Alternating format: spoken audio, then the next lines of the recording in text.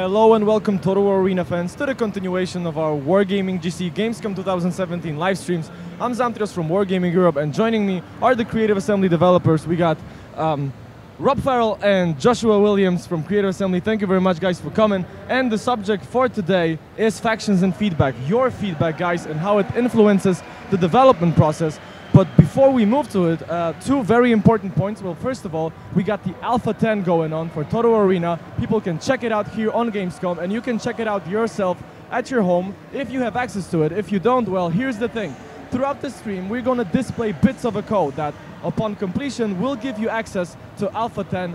You just gotta wait throughout the stream, get every single bit of a code, and once it's assembled, you go to our Wargaming portal, you redeem it, and you're ready to jump on the battlefield for Alpha 10 and play together with our guests here on Gamescom and everybody else enjoying Total Arena right now. Remember that there's 100 uses of this code, so first 100 people to get it all together and use it will be able to play Total War Arena. If you won't be lucky in terms of that, well then no worries, because we got closed beta coming right up. Yeah, we do. Yes, we do. 1st of September, we're going to open the gates a bit and let more people to enjoy the game. So go to totalwararena.net now or after the stream. Maybe after the stream. Yeah, do after the stream. After the stream. Yes, so it's totalwararena.net.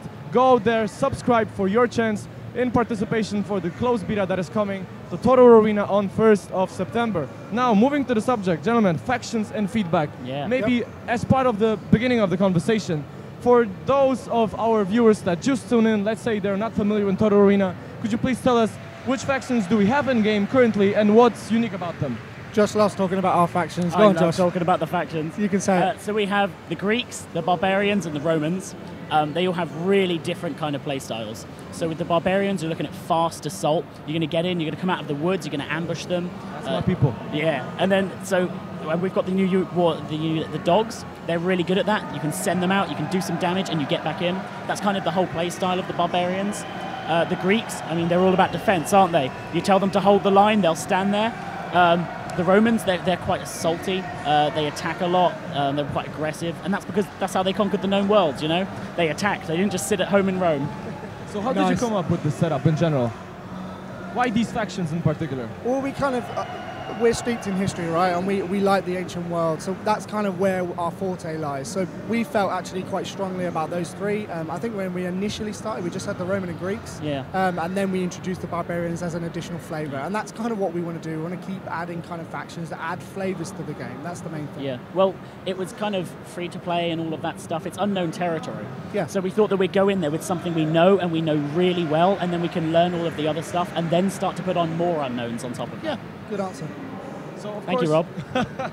So of course the factions have something that we call the tech tree. Yep. The progression.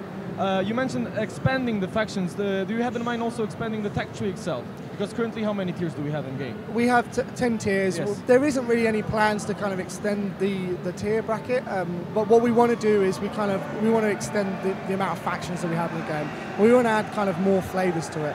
And you know, at the moment we have like 3, which is actually really cool.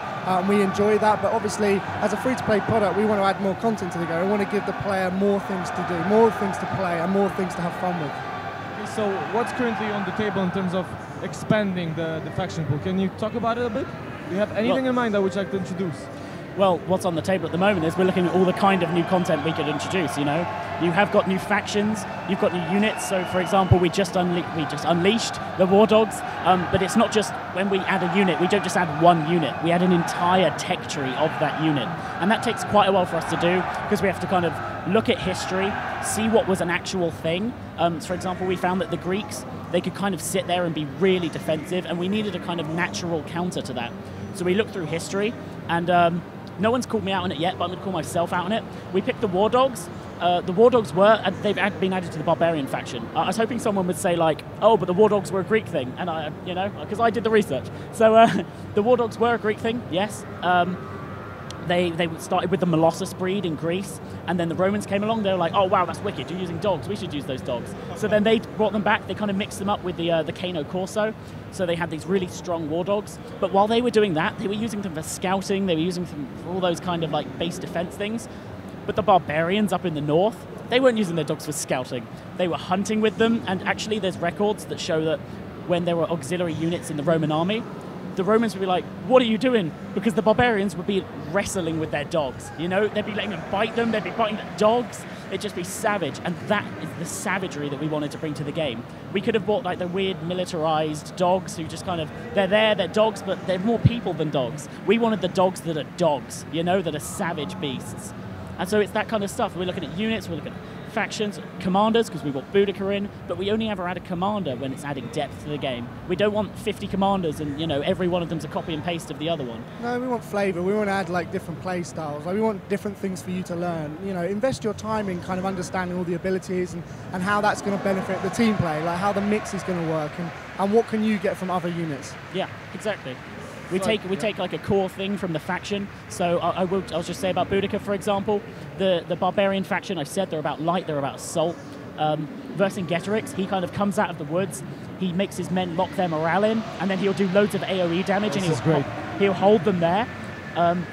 Arminius, because, you know, historically he betrayed the Romans and no one saw it coming. Like, even the textbooks that talk about him, they're like, he's cold, he's calculating. The Romans, they thought he was a really loyal Roman, their best friend. The Roman general was like buddy-buddy with him.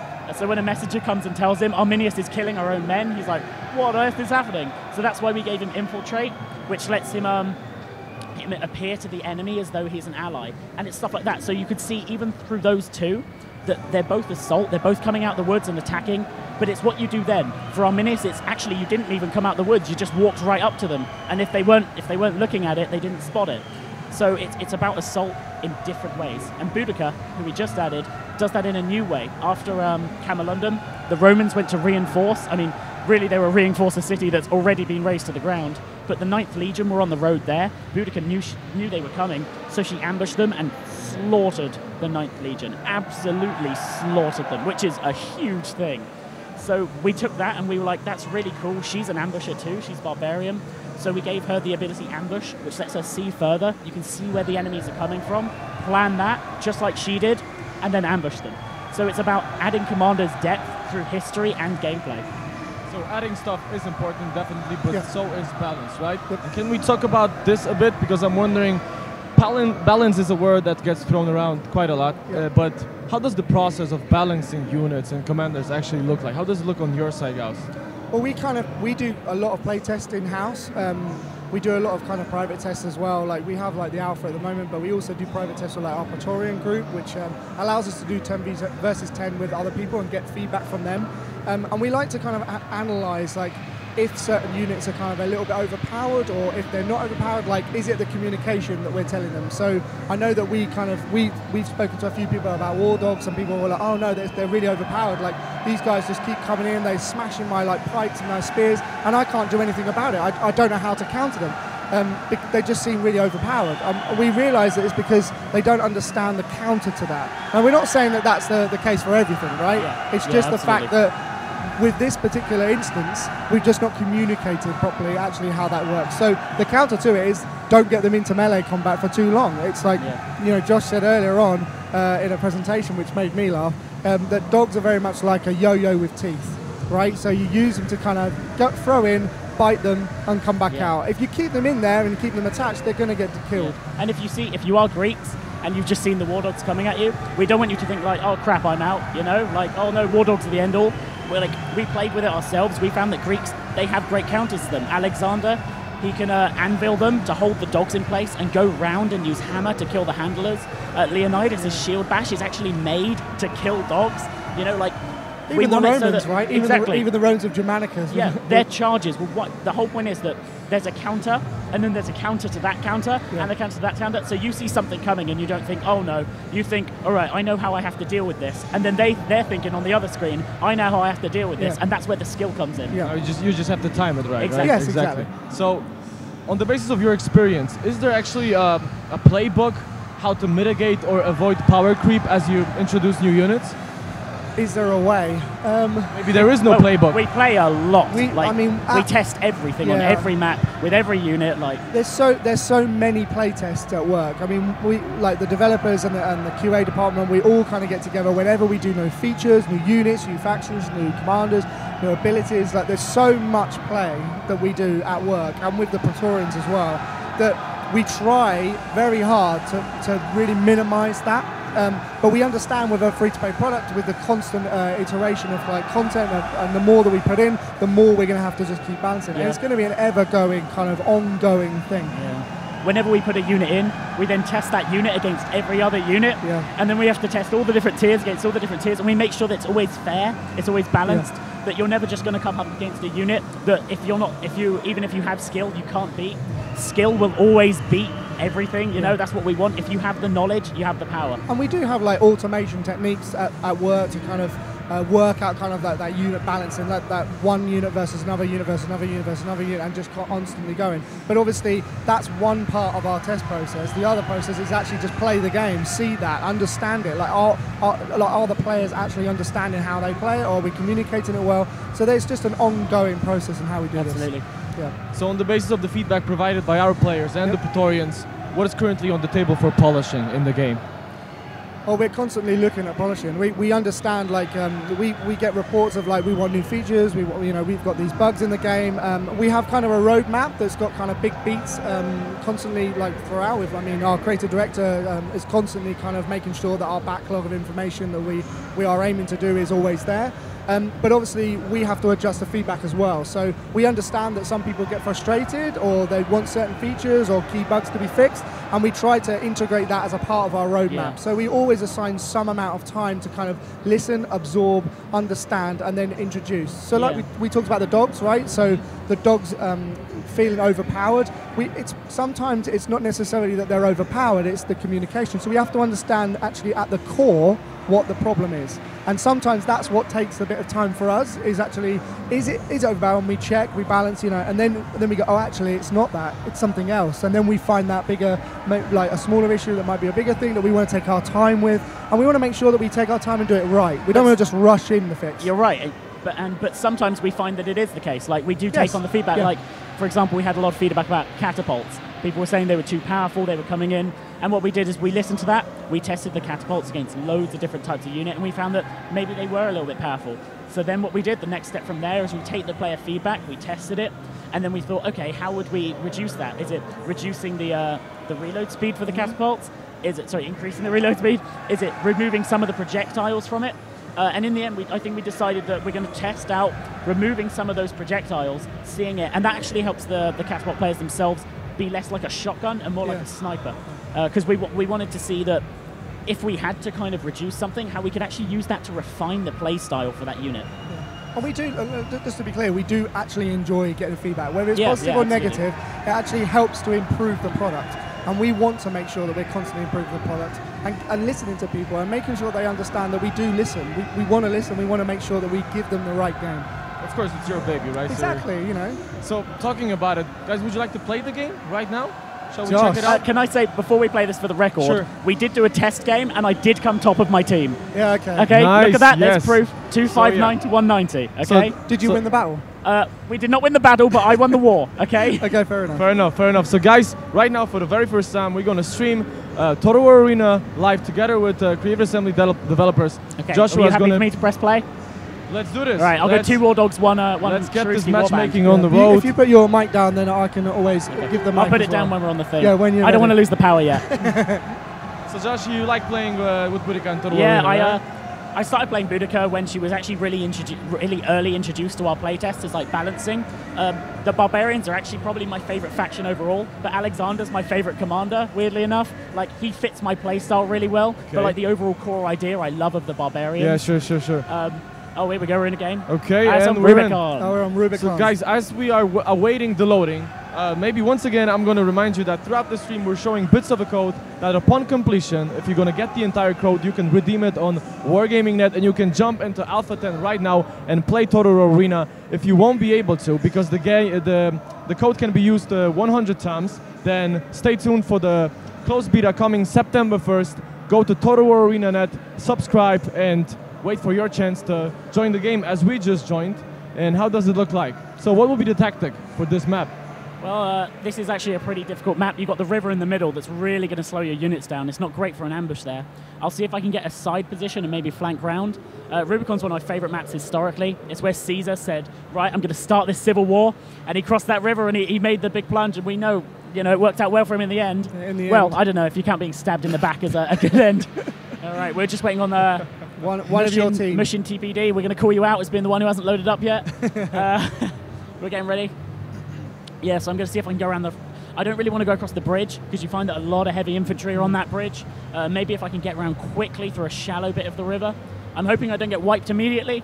That'd be a bit embarrassing. There is actually a lot of ambush points in here because you've got a lot of the vineyards and we've got a lot of the wheat fields as well. Yeah, absolutely. So there's lots of places to hide, but you just got to make sure that you don't let the enemy capture that watchtower. Because if they do, then all of your ambush ability have gone. I think maybe I'll try and go around and ambush them from their own woods. It's a brave move, but it's brave. I'm a brave man. It might pay off. Who knows? I'm a little bit curious. What's the speed of the war dogs upon crossing the water? How does it compare to other units? All units when they cross the water. Oh, here we go. Mission. Last one's done. All right, I'm going to put this down. Yeah, sure. And we're going to jump right in the putting gameplay. I do believe that in a moment Josh will use the team play and communication functions found in the game. So we've got positional deployment back. Like lots of people are calling for it, and we're drawing. And there we go. We got telestration as well. So he's actually communicating what he's going to be doing. So one of the big things we want to make sure in this game is that you communicate and you do a lot of team play. If you go on your own, it's not a good thing. What you want to do is buddy up. Make sure that when you buddy up, that actually you're strengthening each other. You don't want to go on your own. It's not a good thing. So what's that line? What's that line about? Oh, let me change. I asked him to do something, and he said no. I said that's a great job because he's actually got a better idea than me. Hate it when that happens, but it happens sometimes. He's not going to go across this bridge, I don't think. No, he's going to head left and help his friend. Thankfully, I did convince him to leave one unit to support me. I just want to pretend that I'm going over this bridge when I go into the fields. Okay. I guess everybody's a free man in this game, so... Everyone has their own ideas as well, right? And that's kind of what you want to do. You want to make sure that at least, even if you don't both say no, you want one of you to say yes. Yes. Because otherwise you're going to be going in different directions, and when you're split apart, then that's when it usually becomes a massacre. So he's crossed the bridge, he's crossed Rubicon, and we've got dogs. It's dogs on dogs. So what's going to happen here? There's units without morale, once units again, right? morale, yep, exactly, and they're going to be attacking each other. And again, dogs. What's great about dogs is actually they have no morale, so that when they fight to the death unless you recall them, which you do have the ability to do. That's a very interesting situation because in our test run, we did not encounter dog-on-dog situation on the battlefield. In our test run, we managed to avoid that type of thing, and Josh was able to actually get quite a few good hits in there. But as you can see, the dogs are kind of relatively balanced there. They're actually taking quite a lot of hit, but as the enemy is kind of approaching Boudica and her units, they're taking quite a lot of damage. So his sword unit's already gone. Now Boudica and her dogs are slowly but surely going as well, but he's managed to escape with one of them. Josh, how are you actually feeling right now? Pretty bad, Rob, pretty bad.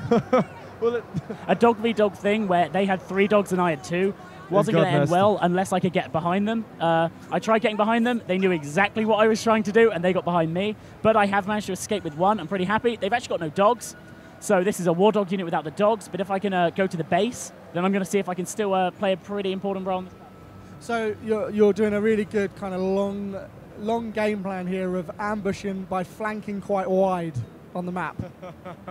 Well, I guess if it says something that we really have good players checking the game right now, hopefully providing feedback as well. And that's the thing, right? Like even as devs, when we go actually and play these live play tests, which we do, we go home and we play them as well, because we actually like to see what people are doing. We want to see how they're playing the game, because sometimes they do tactics that you just don't think about. You don't actually think, oh wow, okay, I got completely destroyed here. Like how's that happened? Like even Josh, like you saw, like he went in with 2 dog units and he went against 3 dog units, and he was completely overwhelmed because again with dog handlers and the dogs, you've got effectively 2 there per unit. So you've got the dogs as 1 and the handlers. So he was completely overwhelmed. He got flanked. There was lots of kind of buffs and debuffs above his unit cards you could see. And you could see that he was just getting destroyed because of the flanking maneuvers. And we actually managed to escape, he managed to escape with 1 unit, which is not bad because it means that he's allowed, he's able to continue in this match. I mean, it's a relatively balanced match anyway. If you look at the top, the balance of power is shown that actually the number of units is relatively even. But unfortunately, his team, I think, are having their base captured. And this map is quite a difficult map to play as well, because it is a relatively flat map if you think about it, and it's pretty much a race to see if you can kind of smash and grab effectively. So what are we going to do with this 1 unit of ours? So what is the plan, Josh? Can you tell us? The plan is probably to lose this one and then smash them in the next one. Just like during war, right? Yeah, because there is nobody going back there, and I'm not going to make it in time. Oh, here we go. If they can get one charge off, come on, be the hero. Yes. Can we focus be the on hero this we area? need. So this is the one good thing, right? As again, you can see that the amount of capture points that these units had stored up. It just takes one or maybe two hits, and all those capture points that they managed to get has been taken away. Now, if Josh has managed an amazing plan, and all the enemy units are actually in our base, then maybe at a very slow capture rate. What is going on there on the chat? What did you write, Josh? So, Josh, can you tell us what they're saying on the chat? Well, we're having a little celebration that we actually managed to survive. I'm going to keep pushing on. If there's no one in that base, then I'm going to force some of them to come back and still be useful in this battle. If it turns out there is someone in that base, I'm dead. So let's find out if they are good at defending. So we're going to see now, as you can see, he's kind of going through the forest, and the forest actually gives you a bit of cover, so they can't actually see with line of sight. So at the moment, he's trying to use that tactic of kind of staying in long grass and shrubbery just to kind of hide. At some point, he's going to come into their field of view, and then he'll be able to see the enemy, or they'll be able to see him. So he's probably going very slowly to try and avoid cover, because at the moment, he's only got one unit, and it is the dog unit without dogs. I've risked it all and used my charge just to get there. If there is anyone in there, I've got nothing to defend myself. Come on, here we go. Oh, this is looking good. Yep. Oh, if we can... Oh, boy. Okay, no. Oh, they were fully committed. If I can hold this, I can be the hero. Hello, David. How are you doing? Oh, come on. And Oh, we're just going to hold on. Are they coming back? I got the publishing producer for Total War Arena as well. David, unfortunately, we don't have a empty spot for you. Technically speaking, you could squeeze in the middle, but it might be awkward. So we're checking the game right now. We're going to see how it plays. Even if we won't capture the base, I do believe so that moments like this puts the other team off balance. Yeah, and that's the thing. Like, Josh has gone into the base, and what makes some players panic is actually they think, oh, well, if one unit's gone in there, maybe there's more coming round. So it makes you think, okay, maybe I need to go back to the base and start killing those people in that base to stop. So we saw before as well, all those capture points went down. That's what's really good about this game. That when you start to cap and you feel, oh no, we're going to lose, then you can just fire a volley, or you can do a specific infantry charge, and it'll just decap. So again, look, you can keep seeing that the enemy are trying to take the base, and they keep getting decapped. But as you can see now, Josh, I think some unit is starting to make its way back towards you. So yeah, we got company. I'm thinking this is going to take a week to capture. Oh no. Oh no. Oh, they have dogs. Oh, I don't have any dogs. We got to do something, or it's going to turn I nasty. think now this could be a massacre. So retreating? Okay, so but our tactic worked, right? So for the moment. So as you can see right now, like Josh is going to be leaving the cap area, and it's the same thing as when you get hit. So if you leave the cap area, you lose all the capture points. They can have the base. I didn't want it anyway. Exactly. I'm gonna see if I can just do some damage. These dogs are gonna come right at me. This is gonna hurt. I guess there's no running from this one.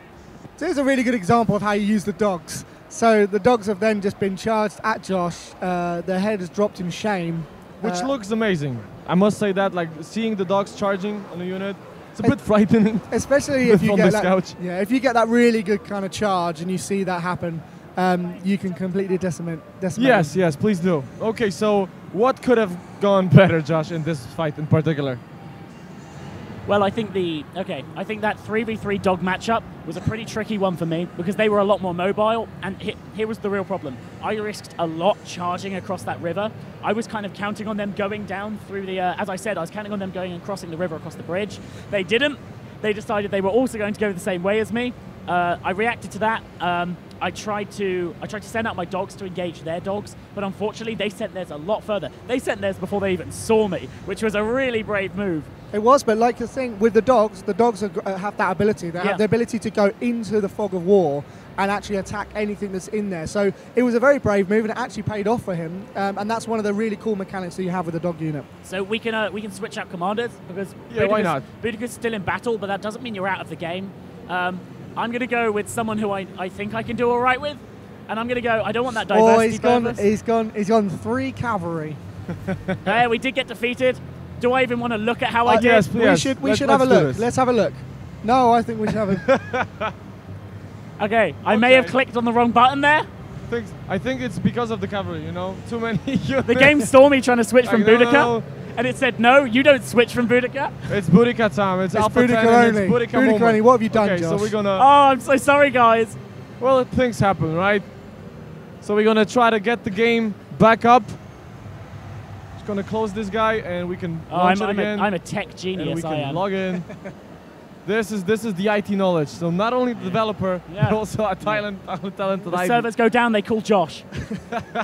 Well, that's the thing. You know, we always have to debug everything that we do anyway, and we have to check. So it's always good to know. I'm pretty sure I know what caused that one as well.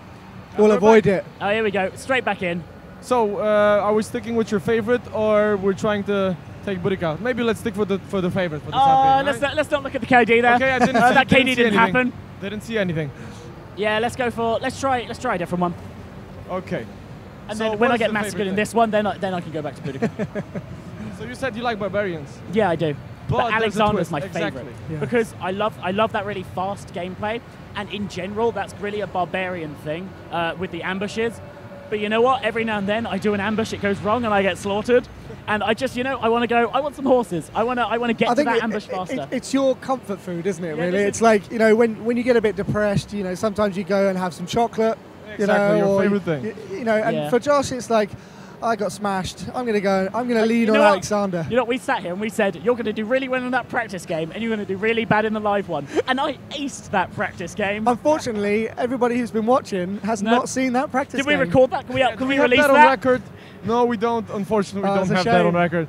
But people are going to tell stories about it, I do believe so. After it'll go down in history. Yes, it will. I got to have one where I do well, so it can't be the only battles I've ever played live. I failed at. So here's kind of a challenge. If Josh does really badly in this, please leave comments in the feedback to give him Rob some help. Farrell, okay, Rob Farrell. So please leave comments in the feedback. It'll be really interesting to just see what you think Josh could have done better. Yeah, just tell me why you thought I failed, really, is what I want to know. I just want an in-depth analysis of my gameplay, why this is I also suck. very useful. Straight to the developer, right? Exactly. Why not? Why not? So what is this thing that you love about this guy in particular in this setup? I think the charges in this game look absolutely gorgeous. And his charges are just unparalleled with the cavalry. I've got that, I think it's the companion cavalry. So they're one of my favorites. I believe they were the companion cavalry. They were some of the nobles selected to be cavalry by the king himself, and the companions to the king. There we go. We're in a game session. Well, we got Hammer and Anvil as well. Hammer and Anvil is going to be his abilities my they didn't actually come from him, right? Because I didn't bring any infantry, I don't have Anvil. But no, Alexander didn't invent Hammer and Anvil. It was his father Philip. Yeah. But he really perfected it. Alexander was a bit of a weird guy, to be honest. He crossed the Sahara Desert, not because he had to, but he was like, it's a bit of a challenge. No one's done it before. I'll cross it. Bit of a weird. And when his best friend died, he thought Alexander really thought he was Achilles from Homer's Iliad, and he was like, well, when Achilles' best friend died, he killed loads of people. So my best friend's dead, and guess what he did? So I really do like that map, especially because of the hill. I had a nice situation there once. There's a nice flanking possibility. Yeah. Because there was a guy with Leonidas. Yeah, here it is. Here's where Leonidas defended, and there's the beach. And it's really, and it can be really fun because this is a really good choke point. And obviously you've got archer fire or kind of got the range attacks that can come from the cliff edge and can fire down. But a lot of the time, this is kind of where you stop. So you've got kind of obviously the up the top on the hill, and then you can come down. So some people actually hide in the forest and ambush their enemies as well. Okay, so let's see what's the. So again, let's see name what of the game for today. The tactics are going to be for just this time. So I think I'm going to go. Is this bike on? Yeah. Yeah. Okay. I think I'm going to go reinforce these guys because they have one cav and I believe that's 2 sword. I think I can do some good there if I go round the trees at the top. I'll signal that to him actually. If he goes forwards, and I go round, I can hit whoever's going to try and engage him. And that's the thing, what you want to try and do is actually it's better to communicate with people and try and work. So sometimes, obviously, some people have tactics of their own and they want to go and do that on their own. Sometimes actually it's better to go, right, I had a plan, I wanted to do that, but actually it's better that I go with someone else than actually go on my own. In this instance, it does look like he's actually going to do what I suggested. So if this goes badly, it's entirely my fault. So we'll keep pressure, track. no pressure whatsoever. Well, we know that if you do lose this one again, that there will be a lot of comments. So, as you can see, like he's taken his ally has taken the cavalry up the top, and so hopefully Josh is now going to maneuver around and then engage. Because a lot of the time you'll find people that are coming either up the hill that side and obviously going through the hot gates. There we go. So hopefully this should be a good conflict. And there are. Initially, it's a good idea because for some reason I always go through the middle. And I never explored that forest on the left, so I'm learning as we go as well. There's been, oh, here we go, here comes dogs. So, the dogs have been sent in, it looks like, and they're starting to attack. And there we go, first blood. Like ants. Okay, and we got here's company. more, and these could be the handlers. So now, the cavalry have just gone back, the dogs are after him. Oh, and is that Vercingetorix's Scorched Earth there? And they're firing upon them as well. All the buffs and debuffs are coming off, saying the rear flank, left flank, right flank, all in negative. And we can see, look, that cavalry is getting really severely damaged. I'm sorry, but you know this is not going well. But like as you can see, his middle unit is retreating. So again, like with the morale, we listened to a lot of feedback. That was one of the things we did. The morale system works where they start routing when it gets to 0, and you used to lose control, so you had no control at all. Now we reintroduced it where you actually can control your unit. You can't attack, but you can actually maneuver around obstacles. So if you see like Scorched Earth, or you see Agrid Smoke, or you see like an enemy unit like dogs or anything, you can try and avoid them. So at least you have a little bit more control of trying to reduce the number of units you lose. But I guess people really do enjoy Burica because it's the it's second new. battle. It's like, you know, it's available at Gamescom. It's available during this alpha test 10. So first encounter dogs. Yeah. Second battle dogs. There's no avoiding them now, I do believe so. But there is kind of like a mixed bag as well. If you look at the units, like we've got the scorecards on either side, which tells you, you know, the player names and also the unit types. And you can actually see that it's not actually overwhelming dogs, which is really good. So it is relatively balanced. It's got a bit nasty on this hill. I'm going to hold your mic up, Josh. Actually had a lot more men than us. It was just the 2 of us versus it looks like 3 of them. I'm going to fall back so I can actually still be useful. But yeah, it looks like we've really committed on this side, as you can see, and we're pushing. So hopefully, if you can hold that side, if there's enough Yeah. people to hold that side to stop them from going through into your base, then maybe there'll be enough of your allies pushing through that middle section into the enemy base. So communication is going on, Josh. Can you tell us what's going on there? Yep. Well, he just called me a very rude word because I'm a Gamescom guy, and I replied with, "I'm a developer." So. So how about that? Mic drop. Thank you very much. So as you can see, the balance of power is again still relatively even though the actual on Josh's side, the enemy has actually got more entities left. So he's only got 1 unit left, unfortunately. So it doesn't look like it's going well, Josh. Are we keep on retreating? Are we planning to team up with somebody who's definitely going after us? So how is it going on your allies? Though? I'm being trash talked by my own team, which is always a positive sign that it's going well. But it doesn't look like my allies have managed to push up. They got some cav around. I'm hoping to still be useful. It was really unfortunate that on my side they decided to go and really commit to it. Oh well, they're stakes, so don't go in the stakes. Because you do not want to go into that stake. That would be a mistake, right, Rob? It would be a mistake. I think I'm going to wipe these horses out. It's been puns all week. It's been okay, we can take on these guys. So we're taking out the dogs now, which is good. But you have to remember as well that, you know, even if you put stakes down, you have to be really careful because you can actually run into your own stakes. But sometimes you got to be ready to raise the stakes, right? Yeah. It's puns everywhere. It's puns everywhere, guys. Oh, and I was afraid that this is going to happen. That's fine. I'm fine losing a couple of horses. You took our bodies. Really what I'm trying to do now is just distract them long enough for our team to push into their base. Yeah, so a lot of the time what you want to try and do as well, you want to try and play avoidance or follow me and then ambush. In this case, he is literally running away. That's me. Here we go. They're going to try and push through now. Actually, that's a tactical we retreat. stopped. I would call it a tactical retreat. Yeah. But look, you see I've separated the handlers from the dogs. Oh boy. It's now, Josh. I think I like to say a few last words. We fought well. We fought hard. We did get a lot more people. That's what against counts. us, but I did get trashed talked by my own team, and I think I deserved it this one. Yeah. So I think you actually deserve comments in the comment section about how and what he could have done. The question is though whether I've done enough to hold them off this base. We actually had no defense, so hopefully just my little cav unit there was enough. Doesn't look like it. Doesn't look like it's gone well anywhere. I've got 3 men left, 2 men left. It looks like the enemy did really well with actually holding the hot gates.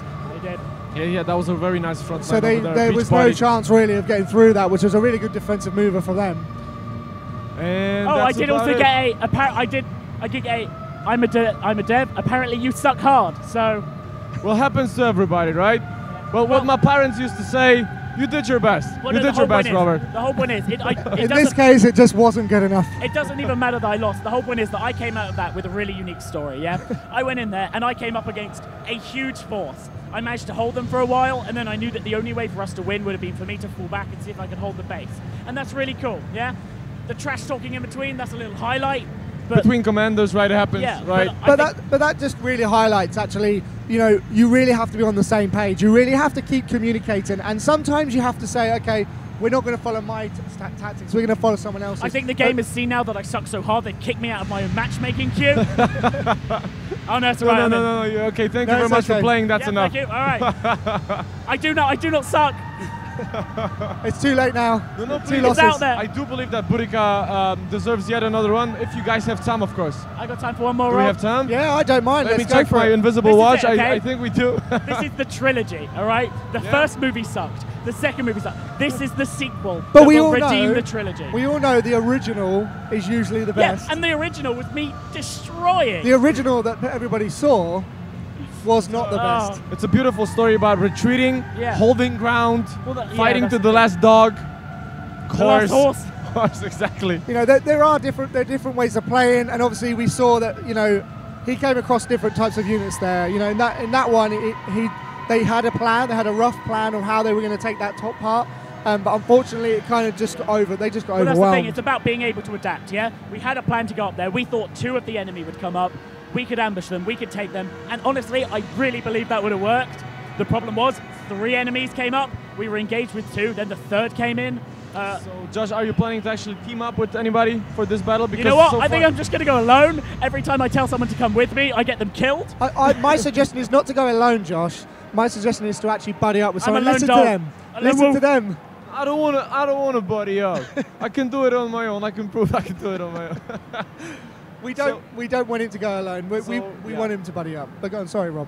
Not a problem. As we're planning the tactics, I want to remind you once again, guys, that if you would like to play with developers and not trash talk them, because that's rude, guys. But if you would like to play with the developers, we got an Alpha 10 going on right now, and on the screen we're displaying the bits of a code that, upon completion and redemption on the Wargaming portal, will give you access to Alpha 10 right now, so you can play it. If you won't be able to get the code and use it for the first 100 people, you can always wait out for the closed beta that is coming on September 1st. Go to Total War Arena net right now and subscribe for a chance to get into closed beta coming September 1st once again. And let's talk about the tactics. Yeah. So what are we doing now? I think I'm going to go through the field. This is the map that I had where I did really well. So I'm going to do the exact same thing. It doesn't look like I have anyone with me going through the fields at the moment. I'm going to tell them that I'm honest. I'm going to. Well, you're doing it on the opposite side this time, so let's see how this is going to go. Okay, yeah, exactly. So Josh is using telestration again. He's trying to direct his allies to go through these fields. So as you can see, like he's going through there. Are anyone else following you? I think he's taking a trip to the city. Yeah. Oh, some Yes. people might be following you. They're all going towards the city. So the city actually in this map is quite dangerous. So you have to be careful of ambush tactics. And also because it's so narrow, there isn't actually much room to kind of maneuver away. So if you're going to do it, you have to hold the line, you have to hold that section and then slowly push forward. And that's where pikes and spears are really good. They hold that line and then they can slowly move forward, inflicting quite a large amounts of damage. So as we can see with Josh, he's kind of slowly going through that long grass, trying to hide from the enemy. I'll pull up the mic there, Josh. I don't think I'm going to commit to this. There's no one really coming with me. I think I'm just going to support whoever's in here. That might Maybe be a get good flanked idea, round. Like I'm aware that they're probably coming round here right Yeah. now, but I've got ambush on, so I can see a bit further than they can. So if I do spot them, I can react. So that's a good thing about ambush, right? So ambush actually gives you a little bit more line of sight. So you're able to actually see a little bit further They into can't, it. yeah, on? I can't actually see them. I'm being hit by artillery. Yep. Of course, I'm going to hide behind this building. Yeah, I can't actually see them, so I might just see if I can sneak all the way around. So if he gets this right, he can try and take out the artillery, which will stop him from being hurt. Or I could massively destroy these Romans here. That's a long-term goal, though. I'm going to turn off ambush now, which is a bit risky, but I need the speed. So that's the thing what he has to be aware of, is that every time, you're not necessarily safe because they're artillery, and it's trying to find the artillery, take the artillery out to stop being bombarded. Yeah, absolutely. I really hope these are clear, because these dogs, they're great, but the thing is, it's like a double-edged sword with the ambush, is that you want to get them out, but on the other hand, you can't see very far in there, and the dogs need time to get there. Yeah. So it actually looks like they are coming up. I know where roughly they are, so I'm just going to send the dogs out.